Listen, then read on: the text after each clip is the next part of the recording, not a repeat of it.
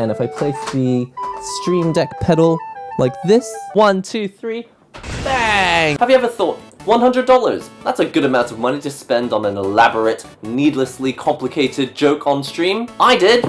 And that's why I bought this. What you're looking at here is the Stream Deck Pedal by Elgato. It's a $100 piece of plastic that you can put on the floor so that you can step on it instead of pressing a button on things like the Elgato Stream Deck, which would normally change scenes or mute your microphone or play a sound effect or do any number of things that you can do on a stream, which is unbelievably handy to have. But now you can do it with your feet. I think the correct way you're supposed to use this is to change the scene to like a close-up camera. You don't want it to look like, hey guys, look at my reaction. Beep, boom, and then you zoom into your face. That's what I think this device is actually for, but what I'm going to be using it for is one very elaborate joke, which I'm going to be using on my stream, and I want it to be a surprise. So this video is going to come out after that. Anyway, I think it's time to get it out of the box. It's got a little pull bar over here. Just rip this off like so.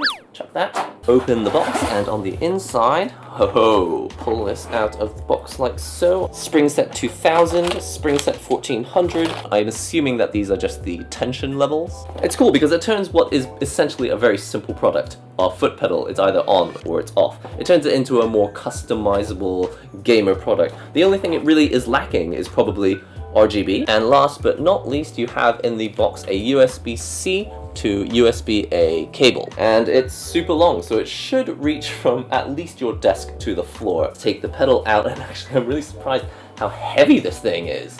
Ooh, feels quite nice. To plug it in, it looks like the USB-C port is there on the back of the pedal. I'm just going to plug it in like so. On the inside of this packet you have two of these. They are middle pedal stoppers. Pretty sure that just means you can disable the main pedal. What I'm going to do is I'm going to punch this pedal and it's going to be hidden from view, so you're not going to know that it's there. So let's put this Stream Deck pedal into action and get this joke started. Alright, for this trick to work with the Elgato Stream Deck pedals, I'm going to need the ability to replace my background at any time. And so in order to do that, I'm going to record my real life background and then I'm going to use a green screen. So let's record this background. All I really need to do is make sure that this chair is not visible. Turn it on its side like this. I'll just hide down here and hope that you can't see me.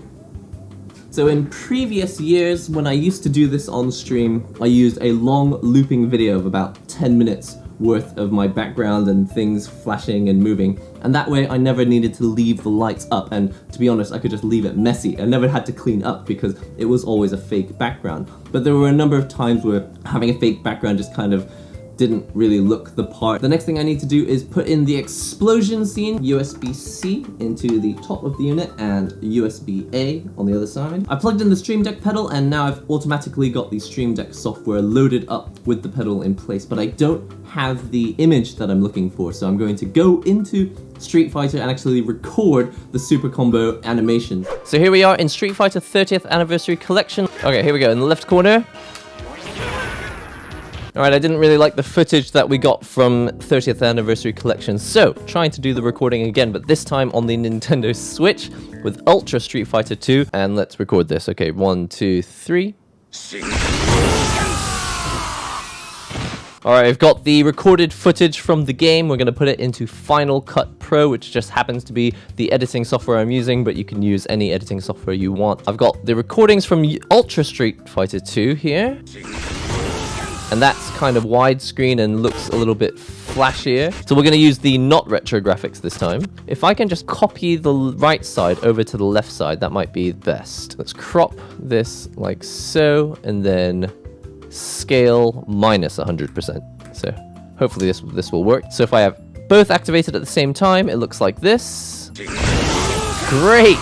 But I don't want it to say Ken upside down. We want it to say Ryu on the left. I'm literally going to manually draw a mask around this life bar. And hopefully it will show me the health bar below. Excellent. I'll put another draw mask on here. Include the name. And if we invert this one as well. Great. It shows Ryu instead. Let's see if I just copy and paste it a few more times. Full screen, baby. Alright.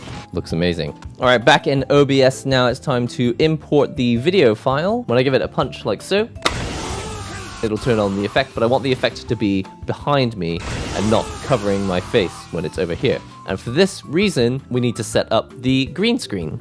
All right, green screen up. So I'm just going to add a chroma key here. I can now put this super combo effect behind my screen, like so, and then let's crop my current image, like so. I'm gonna turn around and I'm gonna punch it like this. Yes! I'm really happy with that. But one thing we have forgotten is we've forgotten to put my background in. This image is right above me, but if I drag it like this, you can see it is now behind me. If you pull these faders left and right, you can change how much the green actually disappears. Okay, so I've moved the mic back over here to the side, so it's not coming from over there, so it's not too obvious that I'm disappearing when I go over here, because as you can see, this is a completely different room, and this is all fake room, and this is all my actual real room. So I don't know if this is going to work out, but let's try it anyway. So I've got the PlayStation controller, I'm playing Street Fighter, I'm about to win the round, I go over here, switch the scene, and I go 1, 2, 3, bang! You can see I've actually just got a standard table here with a green cloth, and if I just place this green cloth here, place this tablet like so, and if I place the Stream Deck Pedal like this, then all I have to do is drape another green cloth over this. So if I just turn this chroma key back on, take the curtain and then just throw it, it's gone. All right, basically I'm happy with that. Time to go online, do a Twitch stream, and let's just see what the reaction is to this effect. Yes, thanks for asking. I have a goal for today's stream specifically. I'm trying to end with a super. I just never do it, and I'm starting to wonder if maybe I just can't. No, come on. No. Let me just do this. Oh, come on, let me do my super. Let's go!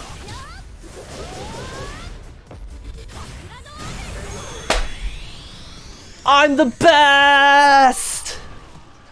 I waited an hour to do that. Well, everyone, we tried it in the Twitch stream, and I think it went down fairly well. People did at least notice, and they seemed to appreciate it. I had a lot of fun with it. At $100, I think it's worth it for the build quality, but whether it's worth it for you as a content creator, or just whether you need to use this for other things like, I don't know, turning pages of music. I think there's a number of things that you can do with this, but mainly you would go for the Elgato version of these pedals if you want to integrate seamlessly. So if you use a device like the Elgato Stream Deck, or you have other Elgato software, it just integrates really nicely. If you want to set up some visual effects on your stream and have them mostly headache-free in terms of setup, I think this is definitely the one to go for. It's just, do you really need to spend $100 for a silly prank that you could just press the button with your finger? And I think if you're going to use it really effectively, you want to do it for things that emulate the effects that you get in something like a YouTube video, because completely hands-free and after the fact, I can punch in zoom on things that are more interesting or funnier or a little bit more surprising. But when you do it on stream, it's very obvious. It's kind of like, hey, I want you to look closer at my face now. I'm going to press the button, and then it zooms in into a different angle. And I think that can be really jarring, and so I think that's what this is really effective for. But really, this isn't actually a review video. I just wanted to get this out the box and just show you the process of a creative way that you can integrate this into your setup for some cool effects. There's a number of live streamers out there that love integrating visual effects into their stream, and for those people, I think this sort of thing is a godsend, absolutely, definitely worth it. But for the 95% of everyone else who streams, you don't really need this, but that's not to say you don't need this. You don't really need a lot of visual effects, and when I think about my own personal live streams, I can't really think of anything I ever upgraded or changed or did that was novel and funny, that actually like boosted viewership or anything. It's always been playing a certain kind of game, or providing a certain kind of content, or talking about certain topics. If you are the type of person where the visual effects and the novelty and the comedy of it all and the production quality of it all is important to you as a streamer, and you like to integrate that into your stream, it's like your character, it's your personality is to be really creative with these things, then this sort of thing is absolutely worth it, I think so. Anyway, that's all for now. A bit of an expensive $100 gimmick that I just wanted to try, but I'm sure there are plenty of other things that I might come up with in the future